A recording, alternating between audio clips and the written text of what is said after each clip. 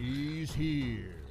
Now broadcasting from the wide open spaces of McLendon-Chisholm, Texas, deep in the bowels of a hidden bunker somewhere under the brick and steel of a nondescript building, we've once again made contact with the greatest threat to Rockwall County's liberal left, a true conservative and our leader, Bunker Bob.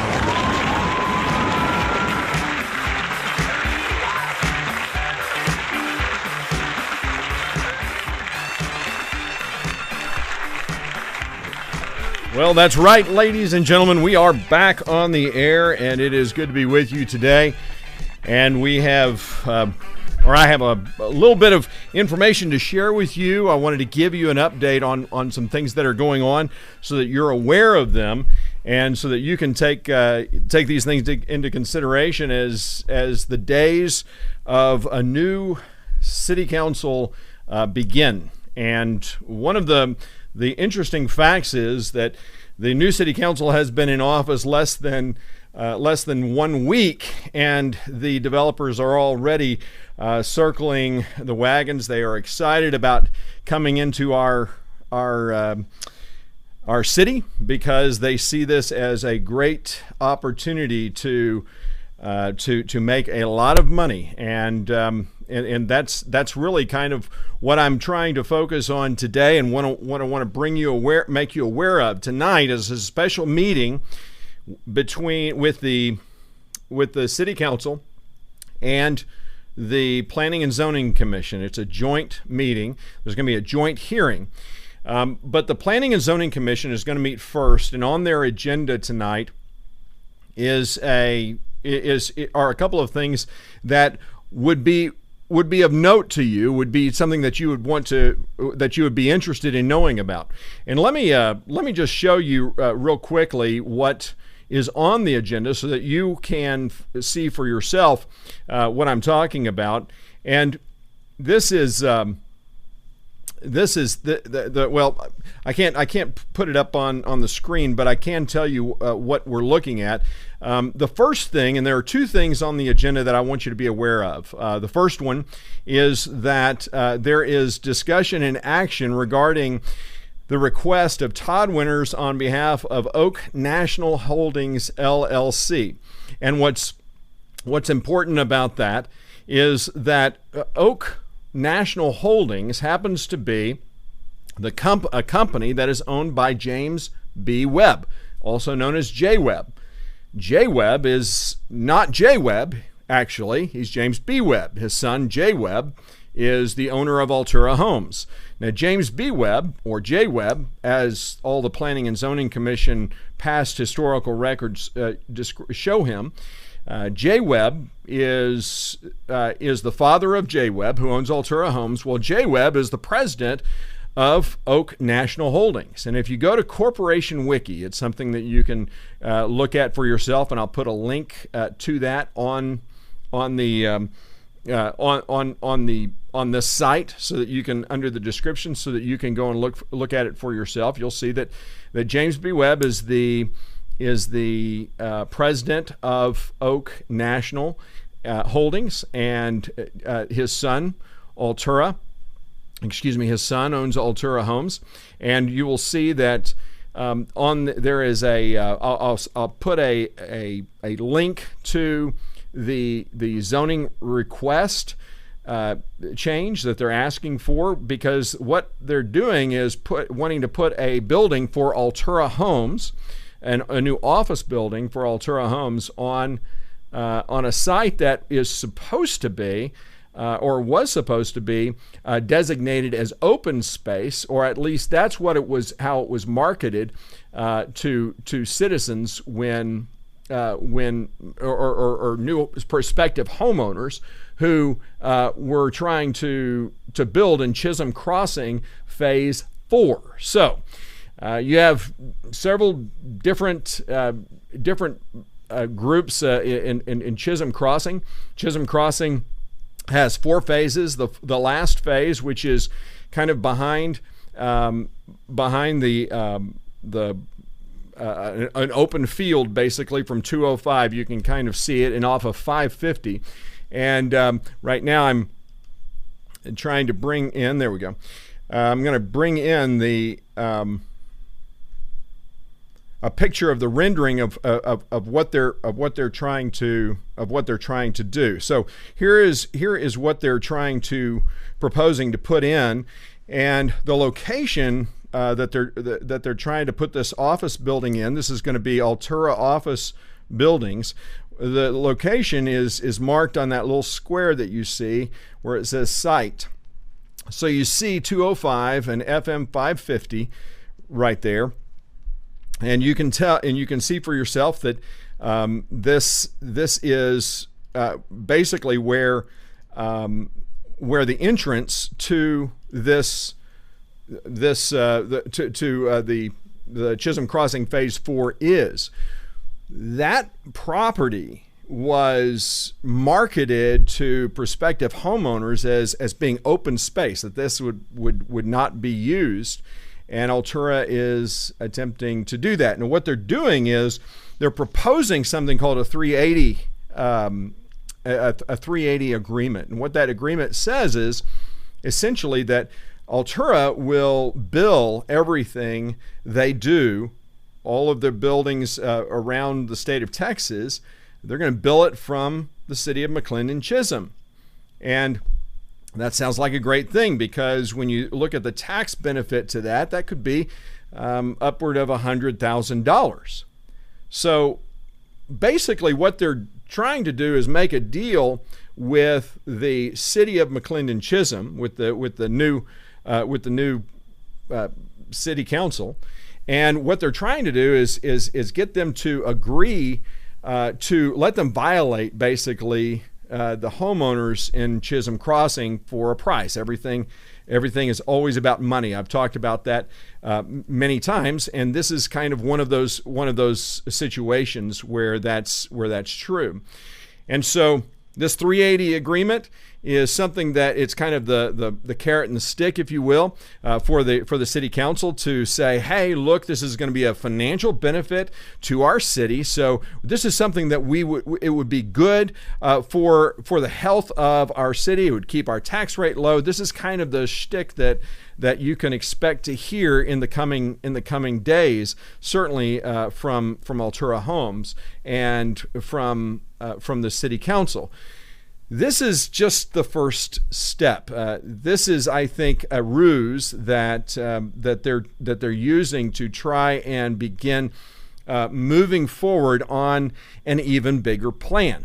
And that bigger plan has to do with what we've been talking, what I've been basically trying to become the canary in the coal mine, the proverbial canary in the coal mine, if you will, when I've been talking about the impact that this would have to that the new city council will have to our open spaces in the city of McLendon-Chisholm.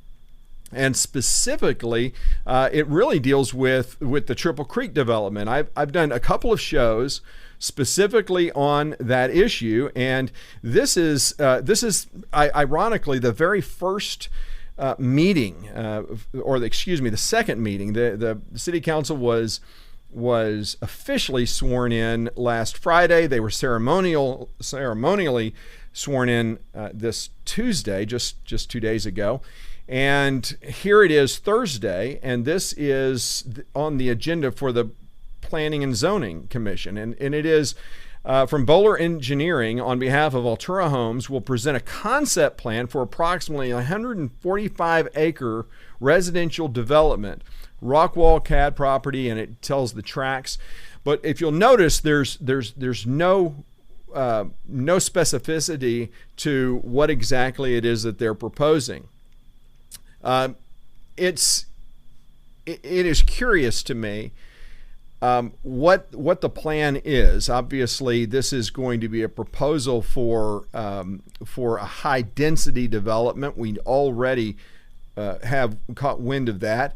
Of course, neither council members Herron, Turnbull, or Balcom have any understanding of the specifics of this because obviously the developers, as I've been saying, want to wait until they get their people in, and they are now in, and so the game begins. And this is essentially what it becomes.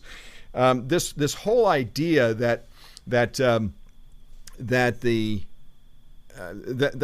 new city council is going to uphold our city standards is, I think, a great wish. And I'm going to be the first to tell you, I hope and pray that I am wrong.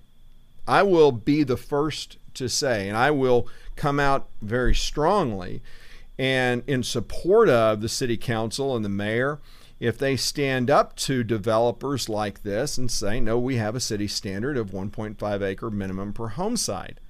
If they do that, I will not just be a supporter of theirs, I will be an advocate.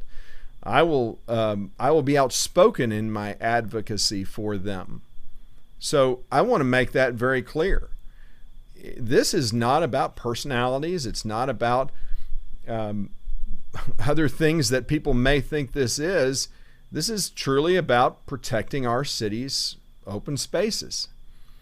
We have a lot coming up, and I understand that there's a lot of people who are wanting to see more amenities come into our city, and I get that. I also want, but one thing I failed to mention about that 380 agreement is Altura Homes already offices in the city of McLendon-Chisholm. And if you go on, their offices are right next door basically to Oasis. And they take up half of the office space that's there. One thing I failed to also highlight about this site that the proposed site that they are asking to be zoned is that the current zoning does not allow for commercial, and so what they're trying to do is have it zoned for office. And this is a really interesting thing because the engineer, so this is Oak National Holdings, okay? So they're playing a little shell game here. Oh, it's Oak Holdings, it's not Altura, but it's Altura. It's the father of the owner of Altura. When you go to Corporation Wiki, and when you, I didn't have enough time to get the slides up so that you can see what I see when I go to Corporation Wiki, and it's a public site. You can see how people are linked. Any LLC, limited liability corporation, is on there. You can search by individuals, so you can search by James B. Webb. You can search for J. Justin Webb. You can search for Oak National Holdings or Altura, and you can see who's on the boards, who's connected to whom. And this is the key here. This is a game that they're playing. And what's interesting as well is we can't forget that former Mayor Mike Donegan berated me before the city council in an open session. This is when he tried to make Webster's Dictionary turn into King James Version of the Bible by calling me a liar. By saying that his friend Jay Webb, or James B. Webb, had never built a home and has nothing to do with Altura Homes. He didn't mention the fact that James B. Webb owned the company that his son rebranded as Altura Homes. He didn't mention the fact that Oak National Holdings is directly tied to Altura Homes. That's what you get with people like former Mayor Mike Donegan when he is standing up in support of things like this. So tonight at City Hall, the Planning and Zoning Commission is meeting. They will have this public hearing with the City Council. You see, it's item number 5 called Joint Planning and Zoning and Council Work Session. And what is important about this is that no formal action will be taken at this time. And so it is for discussion purposes only. I think it's going to be a fairly interesting meeting. And the reason I think it's going to be that way is because back when the proposal to change Triple Creek and modify the agreement to basically get rid of the golf course and kind of move forward, Jim Bloom, who was elected by the council as the mayor pro tem, he stood up in opposition to that. So I'll be interested to see where he stands on this issue, and of course Lorna Kippett campaigned to protect our open spaces. So I'll be interested to see where she stands on that, as did William Dahl. Now, so let's just see what occurs. The other thing to think about is the fire station. Where are we putting the fire station, and what does that have to do with this? Well, because if they're going to be putting something in that location, is there going to be some kind of a swap for the 3 acres that's located there, for 3 acres at the City Hall property, or something else? What's going to go down? There's a lot of things that are in flux right now that, from my perspective, because I'm not on the inside and I'm not behind closed doors listening to all of the things that are going on. So it's your guess is as good as mine on what's going to happen here. And I think only time will tell whether or not any of these things will fall out as I predicted. And I pray that that's not true. I found it interesting that one of the criticisms that Lorna Kippett made during the campaign was the false allegations about me and city council and not doing things openly and transparently and violating the Texas Open Meetings Act. Lorna Kippett is proposing a retreat, a city council retreat, which is an interesting concept if you think about it. What exactly is a retreat, and where exactly would they go, and who would pay for it? I suspect that the retreat, because it has to fall under the Texas Open Meetings Act, would be something that would have to be held in the city. But if it's not held in the city, well, where is it going to be held, and is it going to be televised?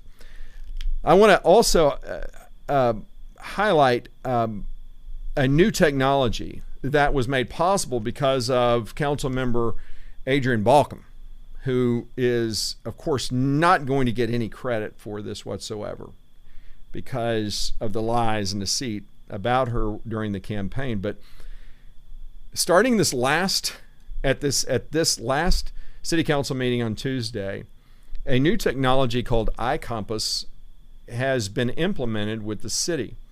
And what that does is, if you go to the city website, you'll see that there is, under government, I think it's the 3rd or 4th menu option that says that you can go and see the streaming meetings. Basically, if you go there, you'll be able to see the meetings that are happening live and that have happened in the past. So last meeting has actually been video recorded, very similar to when I was mayor. We recorded all the meetings. The difference is, obviously, the city is paying for it, and when I was mayor, we paid nothing. But this iCompass technology is pretty impressive to me, because it allows me to go in and see documents. You're able to not just see the video, but you're able to see the agenda. You're able to see the minutes. You're able to see on the agenda where in the video, like for instance, if I want to go to a portion of the meeting that's in the video and I want to see where that is and what the discussion was, the technology enables you to actually select that agenda item, and it should fast forward you to that point in the agenda. Now, I don't know if that part is working yet or not, but I do think that that's a very, very good new technology for our city, and it really helps improve the transparency of the city greatly. So that's going to be a big help. I don't know if iCompass is going to be working tonight. It should be. I don't know why it wouldn't. Regardless, I'll be there. I will be there with a camera and I will try to broadcast it as well, along with others. But this is a good first step, and I commend the Mayor Keith Short, for moving forward with this and bringing transparency back to when I was mayor. So that's a good first step. As I said, I'm going to be fair. The thing is, I'm a conservative. I am bent to one side. I'm not trying to be Mr. Objective, but what I will do in everything that I do, every time I do one of these shows, I'm going to present both sides as best I can, because I'm a conservative. I believe that the conservative point of view will always win out. So I'm not afraid of alternative points of view and differing opinions. But I will be presenting a conservative point of view. With that said, next week we'll begin a new format for the show that I'm going to unveil next week.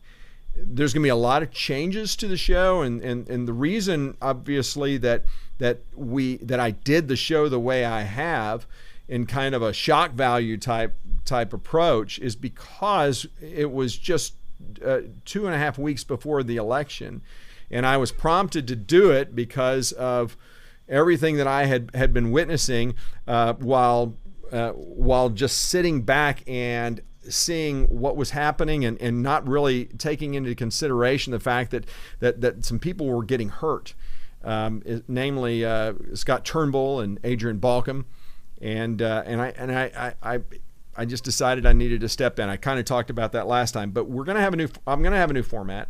It's going to be, I think, better. I think you're going to enjoy it, and I think you're going to get a lot out of it for sure. So I do hope that you will stay tuned. I do hope that you'll subscribe to this channel, because it will provide for you an update on when I'm doing a show live, and it will show you what is coming up, and so that you can be prepared for that. So I do hope that you'll